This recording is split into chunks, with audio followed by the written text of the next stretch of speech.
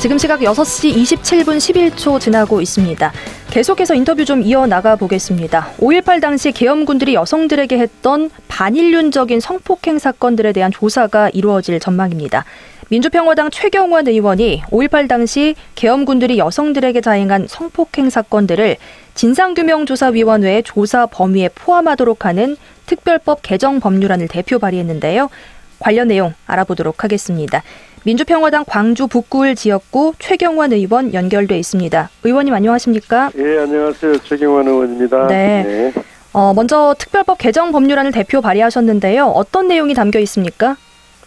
예, 2월에 5.18 진상규명 특별법이 국회를 통과했어요. 네.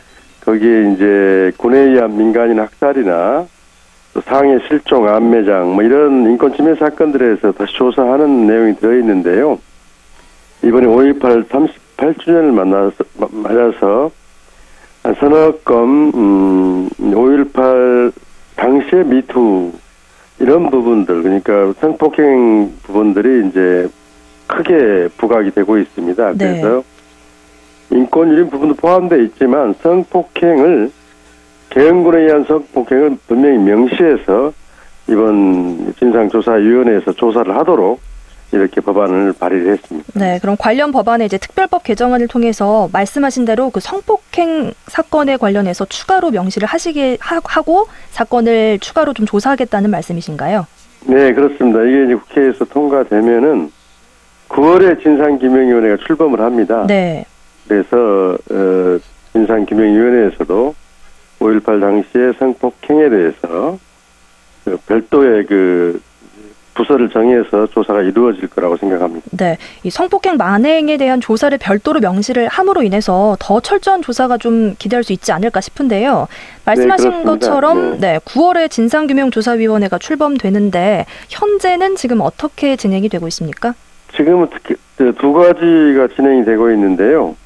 본법에 따라서 시행령, 이것을 구체적으로 어떻게 위원회를 구성하고 활동을 어떻게 하고 인원을 어떻게 배치하고 하는 구체적인 시행령 작업이 진행되고 있고요. 예. 시행령 제정 작업이, 그리고 아주 중요한 이제 진상규명위원회 구성 9명으로 하도록 되어 있는데 국회에 각 정당이 추천을 받아서 구성하게 되어 있는데요. 위원회 구성 작업이 지금 진행이 되고 있습니다. 네, 아무래도 진상규명이 정말 명확하게 이루어지려면 위원회 구성이 중요하지 않겠습니까?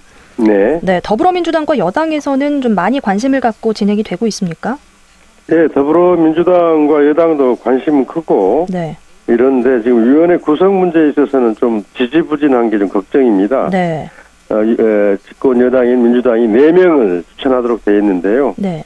지금 반감무소식이에요. 어떤 분들을 어떻게 구성하겠다는 이야기가 없고 또 추천하는 분도 아직 없고. 네. 그래서 지금 저희들이 좀 빨리 구성하도록 여러 경로를 통해서 이야기를 하고 추천해주도록 이야기를 하고 있습니다. 그렇다면 좀 자유한국당 쪽은 어떻습니까? 2명의 추천권이 있다고 알고 있는데요. 지금 2명 정도 추천할 것 같은데요. 네. 그 부분이 좀 걱정이 됩니다. 지난 세월호 특조위 때도 진상규명 목적과 다른 생각을 가진 분이 와서 오히려 진상규명을 방해하는 경우가 있었는데요. 네.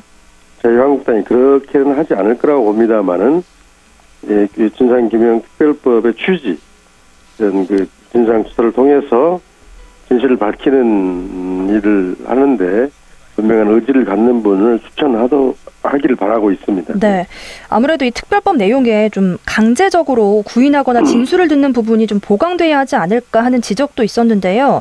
말씀하신 것처럼 지금 진행되고 있는 시행령 제정 부분에서 이런 부분이 좀 보강될 수 있을까요?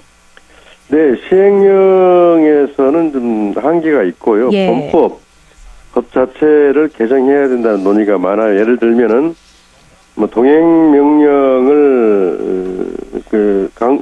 동행명령 제도가 있는데요. 네.